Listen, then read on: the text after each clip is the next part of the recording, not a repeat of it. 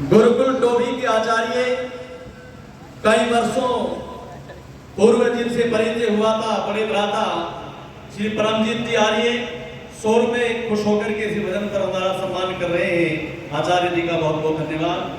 परम पिता परमात्मा का धन्यवाद करने के पश्चात आर्य समाज लाला लाजपत राय चौक हिसार के स्वेत सप्ताह के कार्यक्रम में पधारे हुए आर्य जगत के बहुत ही उद्भट विद्वान जिनके श्रीमुख से आप वेदजान चर्चा को सुनकर के अपने आप को कृतार्थ कर रहे हैं, ऐसे श्रद्धेय आचार्य श्री डॉक्टर वेदपाल जी आचार्य डॉक्टर प्रमोद जी योगाचार्य, इस कार्यक्रम का बहुत ही कुशल संचालन कर रहे स्वामी ब्रह्मानंद जी सरस्वती, आर्य समाज के बहुत ही प्रतिष्ठित प्रधान श्रीमान हरि सिंह सैनी जी, मंत्री श्री नरेंद्र पाल मिगलानी जी, कार्यकारी प्रधान श्रीमान देवेंद्र सैनी जी, प्रचार मंत्री और जो भोजन की बहुत बढ़िया देख रेख कर रहे हैं, भोजन का प्रबंध आदि कर रहे हैं श्री राधेश्याम सैनी जी, और इस कार्यक्रम में जो आप जिनके मुख से बहुत ही बढ़िया बढ़िया भजनों को श्रवण कर रहे हैं, बहन संगीता जी, उप प्रधान श्री मिश्रीलाल जी, भाई कुलदीप ग्रोवर जी, श्रीमान श्याम सुंदर जी, डोगरान मोहल्ला आर्य श्री आर्य समाज के पुरोहित श्री विश्वदेव शास्त्री जी, मेरा बहुत ही कुशलता से सहयोग कर रहे भाई सुखदेव आर्य जी, इस कार्यक्रम में उपस्थित सभी सन्यासी मंडल, विभिन्न स्थानों से स्कूलों से आए हुए समस्त छात्र और छात्राएं बहनें और उनके समस्त गुरुजन, विभिन्न आर्य समाजों से पधारे हुए समस्त आर्य सज्जनों, वंदनीय पूजनीय मातृशक्ति, राष्ट्र की मुस्कान प्यारे प्यारे बच्चों, थोड़ा सा मास्टर बढ़ा दो। तो मैं निवेदन कर रहा था आपके सामने 7 दिवस से ये आपका प्रचार बहुत उच्चता की ओर बढ़ता हुआ जा रहा है, संपन्नता की ओर अग्रसर है। आइए थोड़ी सी चर्चा आप लोगों के सामने करें।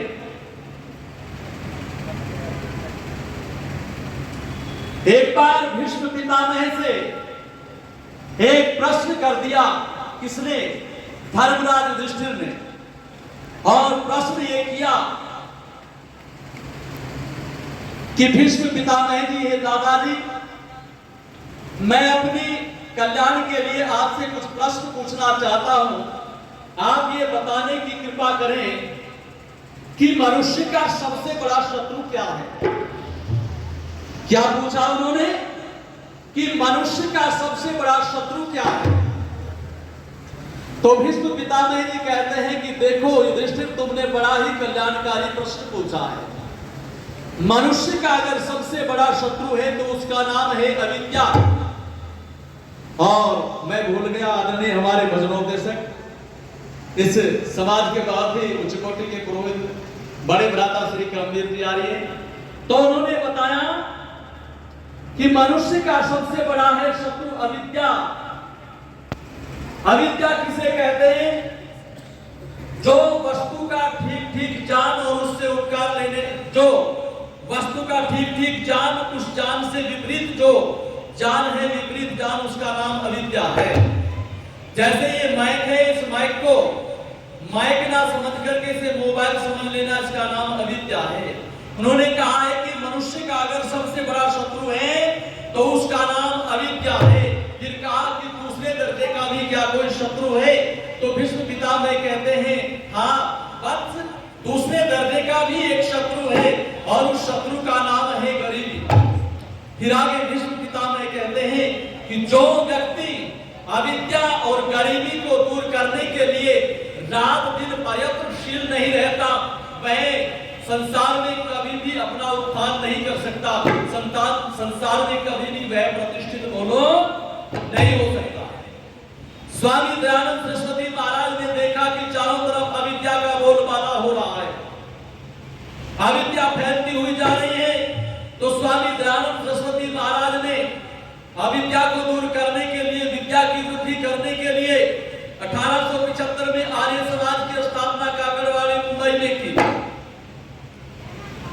और बड़े तनमन से, बड़े मनोयोग से आर्य समाज का कार्य करने लगे स्वामी दयानंद सरस्वती जी महाराज। और जिस समय आर्य समाज की स्थापना हुई तो उन्होंने नियम तैयार किए, और उनमें एक नियम क्या है मित्रों? अविद्या का नाश और विद्या की बोलो वृद्धि करनी चाहिए। स्वामी दयानंद का सत्यार प्रकाश जब पूर्ण हो गया तो सत्यार प्रकाश की बहुत सारी प्रतियां निकलने लगी अलग अलग समुल्लासों की। आर्य उपदेशक, आर्य मुसाफिर उपदेशक महाविद्यालय के आचार्य भोजदत्त जी ने छोटी छोटी एक एक समुल्लास की प्रतियां वितरित करने लगे, छपवा करके। ज्यादा से ज्यादा प्रतियां उसकी छप रही थी चारों तरफ। मुस्लिम मत की भी कुछ जो स्वामी जी ने विवेचना की है, उसी के आधार पर उसकी एक एक समुल्लास की प्रतियां वो भी उन्होंने लिख करके बांटना आरंभ किया।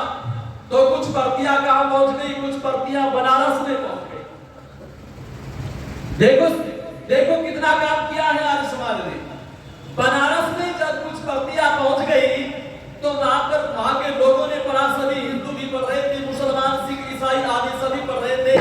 तो वहां के एक मौलाना गुलाम हैदर अली ने वो मुस्लिम मत के ऊपर जो विवेचना स्वामी दयानंद सरस्वती महाराज ने की थी, उस विवेचना को पढ़ करके आग बबूला हो गया। और आग बबूला होकर के इसने कहा कि जिस व्यक्ति ने ये छोटे छोटे ये प्रतियां जिन्होंने छापी हैं, उन प्रतियों के छापने वाले का मैं वध कर दूंगा। 1 महीने से पहले पहले उसकी जीवन लीला समाप्त कर दूंगा। और पंडित भोजदत्त जी को मारने के लिए प्लान करके ये आगरा उपदेशक महाविद्यालय में पहुंच गया। और जब वहां पर पहुंचा, बोले मैं मिलना चाहता हूं। किससे? पंडित भोजदत्त जी से। उन्होंने कहा मैं ही भोजदत्त हूं, आइए श्रीमान जी आप कहां से आए हैं? बोले बनारस से आया हूं। अच्छा, बोले फिर आपसे कुछ बात करनी है। उन्होंने कहा पहले आइए कुछ जलपान कीजिए, स्नान आदि कीजिए, आप थके होंगे। तो फिर कुछ दिन तक इनमें शास्त्रों के ऊपर चर्चा हुई, कुरान आदि के ऊपर चर्चा हुई। जब कुरान आदि के बारे में व्याख्या सुनी, इसको भी ये भी भोजदत्त जी बहुत बड़े विद्वान थे, वह संतुष्ट हो गया और जो उसे मारने का इरादा लेकर के आया था वह इरादा इसका काबूल हो गया। इसने कहा अच्छा आचार्य जी मैं अब जाना चाहता हूं, अपने बनारस लौटना चाहता हूं। उसने कहा बनारस लौटने की तो आप बाद में बात करना, अभी तो आपने कुरान बाइबल आदि के ऊपर चर्चाएं की हैं, अभी आप वेद का भी मत सुनते जाइए कि वेद क्या चाहता है। वेद वसुधैव कुटुंबकम की भावना को प्रसारित करता है सारे संसार के अंदर। वसुधैव कुटुंबकम की भावना को सारे संसार का भला वेद चाहता है। 4-5 दिन फिर वेद के ऊपर व्याख्यान उन्होंने दिया, उसके साथ चर्चा की। तो वेद की जिस समय बात सुनी, सारे संसार के समस्त प्राणियों की जिसने भले की बात थी, वेद की उन बातों को सुनकर के पूरी तरह प्रभावित हो गया गुलाम हैदर अली साहब। और कहने लगा, किससे? पंडित भोजदत्त जी के चरणों में वो जो छोटा सा संदूक लेकर के आया था, उस संदूक में ये हथियार छिपा करके लाया था, एक तेजदार छुरा, और कपड़ों के बीच से निकाल करके उस छुरे को पंडित भोजदत्त जी के चरणों में रख करके कहने लगा, आचार्य जी मुझे माफ कर दो, आचार्य जी मुझे माफ कर दो, मैं तो आपको मारने के लिए, आपका मर्डर करने के लिए आया था। मुझे नहीं पता था कि वेद ऐसा ज्ञान का सागर है जिसमें वास्तव में केवल वेद ही ऐसी पुस्तक है जिसमें सारे संसार की भलाई का मार्ग प्रशस्त है, और कोई संसार में ऐसी पुस्तक नहीं है। जब ये बात कही मुझे माफ कर दो, आचार्य जी मुस्कुराए, बोले कोई बात नहीं, तो फिर आप जा सकते हैं। बोले नहीं नहीं मैं ऐसे नहीं जाना चाहता। बोले और कैसे जाना चाहोगे? बोले मुझे अब मैं गुलाम हैदर अली, मौलाना गुलाम हैदर अली बनकर के नहीं रह सकता, अब मुझे आप विशुद्ध आर्य बना लो, मेरा शुद्धिकरण करके मुझे आर्य समाजी बना लो। आर्य समाज की रीति से उसे शुद्ध कर करके फिर उसे आर्य समाजी बनाया गया।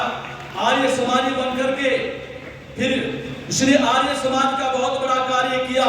ये है आर्य समाज के कार्य, तो सुनिएगा कि प्यारा आर्य समाज हमें जिस पर नाज, प्यारा आर्य समाज हमें जिस पर नाज, देश को बचाने वाला सीधी राती खाने, देश को बचाने वाला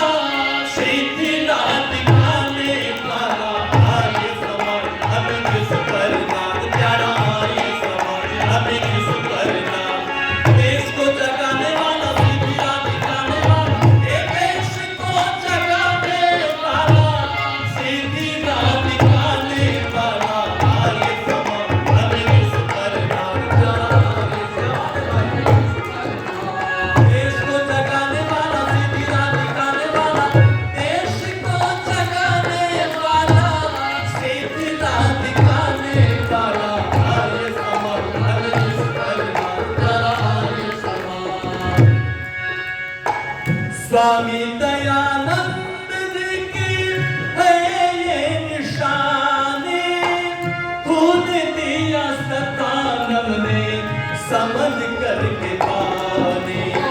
स्वामी दयानंद जी की है ये निशानी, खून दिया सतानव ने समझ करके पानी। छोड़े सारे सुख साथ प्यारा ये समान, छोड़े सारे सुख साथ प्यारा ये समान। देश को जगाने वाला, सिद्धियां दिखाने वाला, ये देश को जगाने वाला, सिद्धियां दिखाने वाला ये समान, प्यारा ये समान। और सुनिएगा, जो लोग इस बात को कहते हैं कि आर्य समाज तो ईश्वर को नहीं मानता, धर्म की बातों का खंडन करता है, देवी देवताओं को नहीं मानता, मंदिरों को नहीं मानता, देव स्थानों को नहीं मानता, तो मैं कहता हूं जो लोग इस भ्रांति में हैं वह पहले हैदराबाद के सत्याग्रह आंदोलन के बारे में पढ़े कि आर्य समाज ने क्या क्या किया है। और सुनिएगा,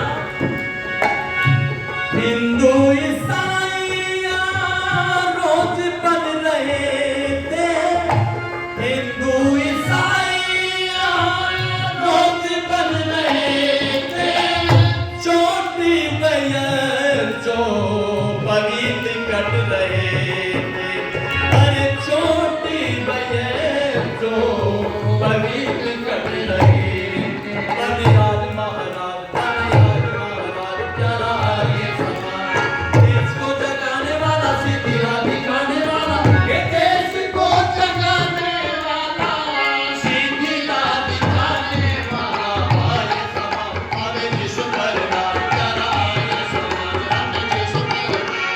देश को जगाने वाला, सिद्धियां दिखाने वाला, देश को जगाने वाला, सिद्धियां दिखाने वाला ये समान, हमें जिसु करना।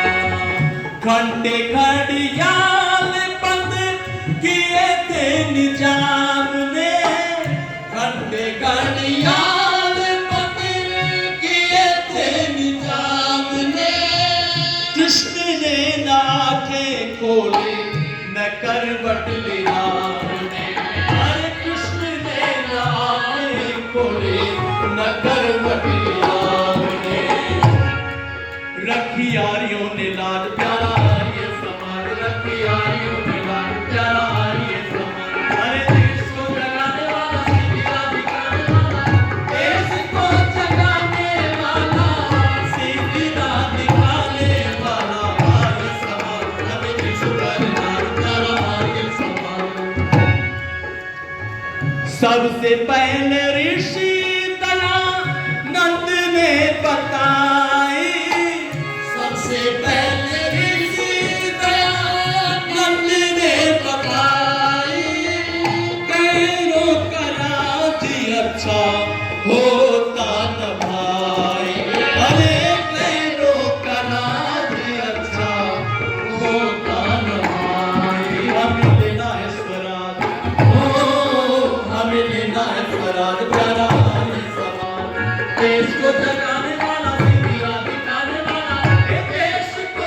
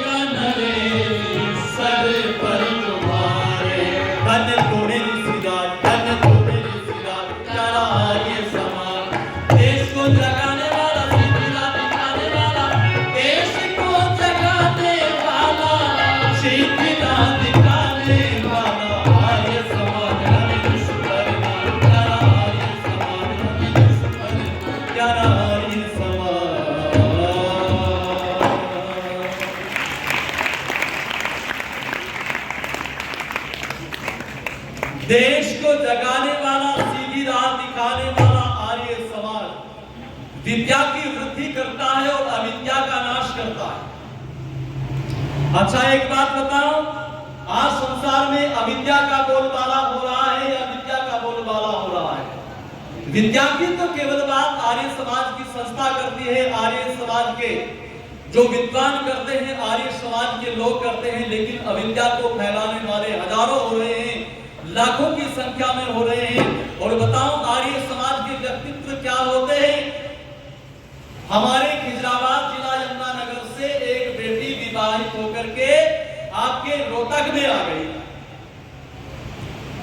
और 10 वर्ष उसे विवाहित होकर के जब वो आई तो आर्य परिवार में जो था उसका पानी ग्रहण संस्कार हुआ था। आर्य समाजी व्यक्ति थे जिनके घर में आए, आर्य समाज को पढ़ा, ऋषि दयानंद को पढ़ा, आर्य समाज को पढ़ करके 2-3 वर्ष अपने घर नहीं गए। पिता महिपाल जी ने फोन किया और फोन करके कहा, बेटी आप आती क्यों नहीं, आपको तो काफी समय हो गया। उसने कहा, पिताजी अगर मुझे बुलाना चाहते हो, फोन के ऊपर अपने पिता से कह रही है आचार्य जी, पिताजी अगर मुझे बुलाना चाहते हो तो जो हमारे दादा परदादा के समय की आर्य समाज बंद थी, जो हमारे दादा थे, अगर आप उस आर्य समाज को चालू करोगे, उस आर्य समाज को फिर से दोबारा शुरू करोगे और आर्य समाज का वहां सत्संग रखोगे तो मैं आपके घर आऊंगी, नहीं तो बोलो नहीं आऊंगी। बेटी ने विवश कर दिया। तो फिर उसने वहां पर प्रति सप्ताह वहां पर यज्ञ हो रहा है। ये आर्य समाज का प्रभाव है प्यारे सत्संग। लेकिन याद रखना, आज ये हिंदू जाति कहां जा रही है? निवेदन करना चाहूंगा, आज हिंदू जाति अपने राम को भूल गई है, अपने कृष्ण को भूल गई है, अपने महादेव को भूल गई है। आज कहां गर्त में जा रही है हिंदू जाति? देखना, एक साईं बाबा इसका परमात्मा बन गया। लेकिन क्या साईं बाबा के बारे में पढ़ करके देखा है ये व्यक्ति कौन है? मैंने तो साईं को समझने के लिए उनके आश्रम से एक पुस्तक लाकर पढ़ी है, बहुत बड़ा उनका वहां पर मंदिर है, उस मंदिर से लाकर के पढ़ा तो पता चला कि साईं बाबा एक मुसलमान व्यक्ति, मुसलमान। और उसने लिखा है कि ये साईं बाबा का पहला नाम इसका चांद लिया है, एक बारात में आया था। बारात तो चली गई शिरडी के अंदर, जब ये बारात में आया था कुछ दिन बाद ये वहां से चला गया और फिर कुछ दिनों के बाद फिर कुछ देसी दवाइयों का ज्ञान प्राप्त करके आया, फिर लोगों का इलाज शुरू कर दिया और एक मस्जिद में रहा, टूटी-फूटी वीरान मस्जिद में रहा, लोगों को कहता था अल्लाह मालिक है। अच्छा, एक बात बताओ, जो व्यक्ति ये कह रहा है कि अल्लाह मालिक है, अल्लाह मालिक है, बोलो वो कोई हिंदू संत है या कोई विधर्मी व्यक्ति है? लेकिन हिंदुओं ने उसे केवल व्यक्ति नहीं माना, उसे तो श्री कृष्ण से भी ऊंचा बना दिया, श्री कृष्ण से भी ऊंचा बना करके, श्री राम से भी ज्यादा प्रतिष्ठित कर करके श्री राम और श्री कृष्ण की मूर्तियों को तो नीचे रख दिया मंदिरों में और साईं को सबसे ऊंचा मानना शुरू कर दिया। अच्छा बताओ, ये अविद्या है या विद्या है? इसी का तो नाम अविद्या है, जिसके लिए स्वामी दयानंद सरस्वती ने अपने पूरे जीवन को लगा दिया। और क्या होगा इसको होगा?